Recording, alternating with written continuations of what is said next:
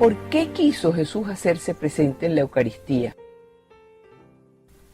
¿De verdad por qué quiso Jesús hacerse presente en la Eucaristía? ¿No bastó para salvarnos el Viernes Santo en la cruz, ese día en que Jesús dio toda su sangre y consiguió para nosotros todas las gracias necesarias para salvarnos? Solamente Jesús lo sabe. Lo único que nosotros podemos hacer es vislumbrar algunas intenciones. Lo que sí sabemos es que Jesús no quiso dejarnos solos. Por eso se hizo nuestro compañero de camino. Se quedó por un gran amor hacia nosotros. Yo diría casi que por un amor excesivo hacia nosotros. Cristo vio que estábamos con hambre espiritual y se dio a la humanidad bajo las especies de pan y el vino. Pan y vino que al mismo tiempo colman y calman, abren el hambre de Dios porque estimulan el apetito para una vida nueva. Esa vida de Dios en nosotros. Cristo vio que estábamos tan desalentados y que a lo largo de la vida y a lo largo de la historia de la humanidad, los seres humanos podíamos estar tristes, desalentados, desanimados, que Él quiso animarnos. Y quiso animarnos como lo había hecho Dios en el Antiguo Testamento con Elías. Elías, ese gran profeta, estaba cansado, triste, ya no podía más. Y se sentó casi que a esperar la muerte. Y Dios le envió pan del cielo y le dijo, levántate y come, porque todavía te queda mucho por caminar. Pero ya no es pan, sino es el cuerpo de Cristo. Hoy en día ya no es vino, sino es la propia sangre de Cristo. ¿Por qué? Porque Jesucristo quiso perpetuar en el mundo su presencia. Y cuando en aquel momento, ya al final dijo, yo estaré con ustedes todos los días hasta el final de los tiempos. Jesús estaba diciendo que se había quedado sacramentalmente con nosotros bajo las apariencias del pan y el vino. Ya cuando en la última cena Él había prometido esta presencia, y esto lo podemos encontrar en el capítulo 6 de San Juan, en ese discurso del pan de vida. Esa noche, antes de pasar toda su agonía, ¿sí? Él celebra la Eucaristía, la cena de Pascua, con sus apóstoles. Y les dijo unas palabras que fueron muy importantes. Cuando bendijo el pan y lo convirtió y dijo, tomen y coman porque este es mi cuerpo. Y bendijo el vino y les dijo, tomen y beban porque esta es mi sangre. Él agregó unas palabras muy importantes. Hagan esto en conmemoración mía. Este momento tan importante fue lo que hizo que los apóstoles se convirtieran en los sacerdotes de la nueva alianza, para que ellos celebraran el mismo misterio que Jesús había instituido la víspera de su muerte. Esa intención de instituir la Eucaristía la noche del Jueves Santo fue anticipar de una manera fraterna, de una manera sacramental, el sacrificio que el viernes iba a hacer Jesús de sí mismo en la cruz.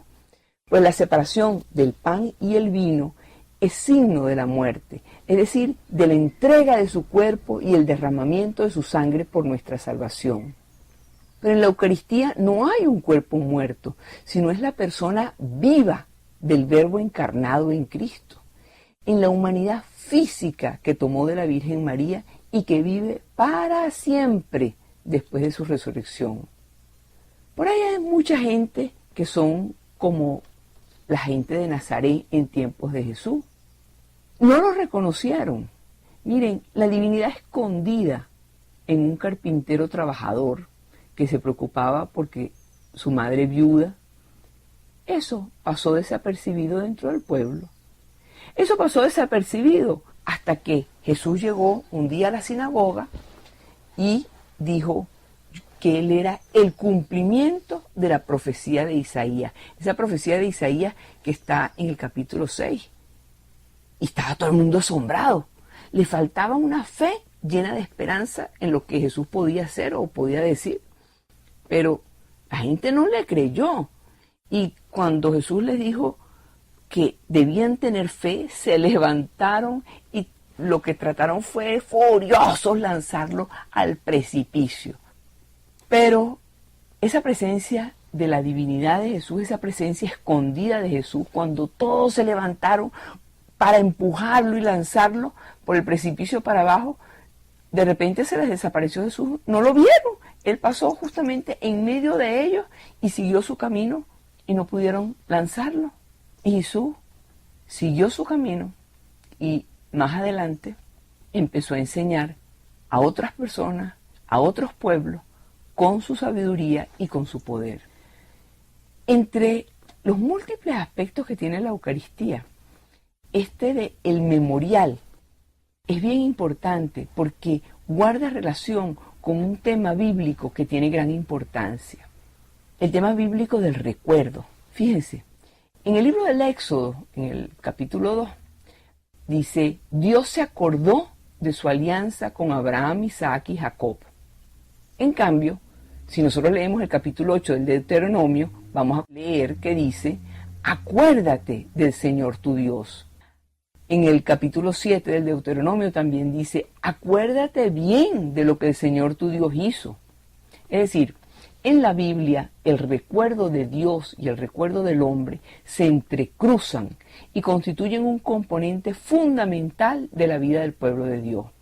Sin embargo, en la Eucaristía no hay sencillamente una conmemoración de un pasado que ya concluyó. No es un recuérdate de lo que hizo, sino es un memorial. ¿Y qué significa memorial? Memorial significa que no es solamente que te acuerdes de lo que pasó antes, sino es una proclamación de las maravillas que Dios ha realizado en favor de todos los hombres. En esta celebración del memorial, hagan esto en memoria mía, los acontecimientos se hacen presentes y se hacen actuales. La palabra memorial se refiere a un vínculo de alianza que nunca desaparece. Como dice el Salmo 115, el Señor se acuerda de nosotros y nos bendice. Este entrelazamiento del recuerdo de Dios con el del hombre también está en el centro de la Eucaristía. Es el memorial por excelencia de la Pascua cristiana. El arte de recordar, de hacer presente, es el corazón de la celebración. El sacrificio de Cristo, que es un acontecimiento único realizado de una vez para siempre. Este acontecimiento difunde su presencia salvífica en el tiempo y en el espacio de la historia humana. Eso se expresa en el imperativo final que tanto San Lucas como San Pablo refieren cuando están narrando la última cena. Y dicen, este es mi cuerpo que se entrega por ustedes. Hagan esto en memoria mía. Este cáliz es la nueva alianza en mi sangre. Cuantas veces lo beban, háganlo en memoria mía. El pasado del cuerpo entregado por nosotros en la cruz se presenta de una forma viva en el hoy. Y así, como dice San Pablo, se habla hacia un futuro, hacia el futuro de la redención final, de la salvación final. Dice, cada vez que coman este pan y beban este cáliz, anuncian la muerte del Señor hasta que venga. Por lo tanto, la Eucaristía es memorial, es hacer presente la muerte de Cristo, pero su sacrificio como un anticipo de su venida gloriosa. Es el sacramento de la continua cercanía salvadora de Dios, la continua cercanía salvadora del Señor resucitado en la historia. San Pablo le dice a Timoteo, acuérdate de Jesucristo, descendiente de David, resucitado de entre los muertos. Este recuerdo vive y actúa de un modo especial en la Eucaristía. El propio evangelista San Juan explica ese sentido profundo del memorial, del recuerdo de las palabras y de los acontecimientos de Cristo. Frente al gesto de Jesús que expulsó a los mercaderes y que anunció que sería reconstruido después de haber sido destruido en solamente 3 días, dice, cuando resucitó de entre los muertos, los discípulos se acordaron de que había dicho eso y creyeron en las Escrituras y en las palabras que había dicho Jesús. Esta memoria que engendra y alimenta la fe es obra del Espíritu Santo, que el Padre mandará en nombre de Cristo. Él les enseñará todo y les recordará todo lo que yo les he dicho. Eso le dijo Jesús a los apóstoles, que el Espíritu Santo les iba a enseñar y les iba a recordar todo lo que Él les había dicho. Por consiguiente, es un recuerdo eficaz, el interior que lleva a comprender la palabra de Dios, y un recuerdo eficaz de la parte sacramental que se realiza en la Eucaristía. Son las dos realidades de salvación que San Lucas unió en ese espléndido relato cuando habla de los discípulos de Emaús. ¿Se acuerdan aquellos discípulos de Emaús que Jesús les empezó a recordar, que Jesús se unió a ellos, aquellos discípulos que se habían ido después de la crucifixión y muerte de Jesús, se fueron tristes y salieron de Jerusalén camino a esa población llamada Emaús? Jesús se les aparece y le dice, ¿de qué vienen hablando? Y ellos le dicen, bueno, de que nosotros teníamos un maestro que había dicho que iba a ser el Salvador, que iba a ser el que nos iba a redimir, y ahí lo tienen, muerto en la cruz, azotado, coronado de espinas, y un poco de mujeres ahí están diciendo que resucitó. Nosotros nos vamos de aquí. Y Jesús, a quien ellos no reconocieron, a quienes ellos le habían dicho, oye, ¿serás tú el único por todos estos alrededores que no sabe lo que pasó? Jesús les empezó a recordar y dice, ¿y ustedes no habían leído y ustedes no sabían que Isaías había dicho que lo iban a llevar como un cordero al matadero, que lo iban a azotar? ¿Ustedes no recuerdan que Isaías había dicho que no lo iban a reconocer por lo desfigurado que iba a estar? Claro, por supuesto que conocemos a Isaías. Y ustedes nos recuerdan las distintas, y empezó a recordarle las distintas profecías. Y todos se lo sabían en la cabeza. Y cuando ya estaba empezando a caer la noche y se iban a separar, estos dos discípulos, Jesús iba a agarrar otro camino. Y ellos, por buena gente, le dijeron, oye, Señor, quédese con nosotros. Y Jesús aceptó la invitación, porque Jesús siempre acepta la invitación. Y se sentó con ellos a cenar.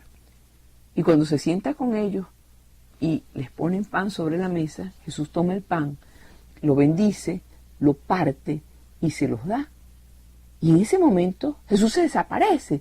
Y ellos se quedan viendo y dicen, hey, a ti tú no sentías algo dentro de ti, yo no sentía algo dentro de mí. O sea, si era Jesús, qué tonto, no nos los hemos reconocido, ni lo reconocimos, qué barbaridad. Y salieron corriendo y se devolvieron, se les olvidó el cansancio y se devolvieron de nuevo a Jerusalén corriendo a avisarle a los demás, hey, Jesús se nos apareció, no nos dimos cuenta, nos recordó todo y lo reconocemos cuando partió el pan.